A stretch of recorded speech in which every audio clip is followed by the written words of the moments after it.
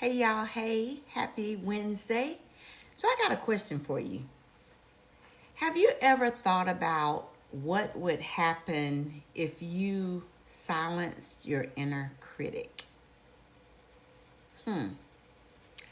So today my client brought me this book, A Year of Positive Thinking, and it's a daily inspiration book about with wisdom and courage.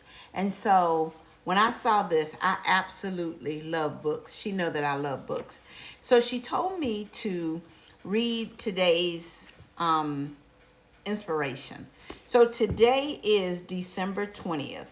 And so when I went, oh my gosh, it is not December 20th. It is actually December 18th. Okay, I'm so mixed up. It's hard to believe that Christmas is actually 1 week away. But anyway, when I went to December the 18th, it was talking about the inner critic. And so I'm going to kind of read it to you a little bit. So the voice in your head that's questioning every decision that you make is your inner critic. Your inner critic is conditioned to be a bully. I'm going to say that again. Your inner critic is conditioned to be a bully, but you can change how you respond to it. First, notice when the inner critic shuts down your thoughts and ideas, what it is saying. How do you physically feel when harsh words arise? Then tell yourself the opposite of what the inner critic is telling you, even if you don't quite believe it just yet. For example, if your inner critic says you're not experienced enough for this, that's something that my inner critic has told me. And sometimes I listen to it and sometimes I don't. Eventually, you will believe your own words instead of your inner critics. This is a practice that takes time. So be patient with yourself as you learn to counter the negative beliefs that your inner critic is embodying. You can also write a list of all the negative things that your inner critic tries to get you to believe about yourself.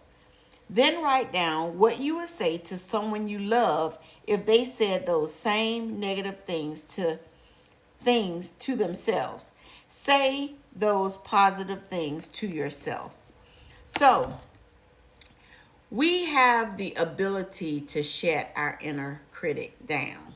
When we hear that bullying voice in our head, it's up to us to decide whether we are going to believe what that bully is saying or if we are going to believe what God is saying. And I choose to believe what God is saying. So I challenge you today.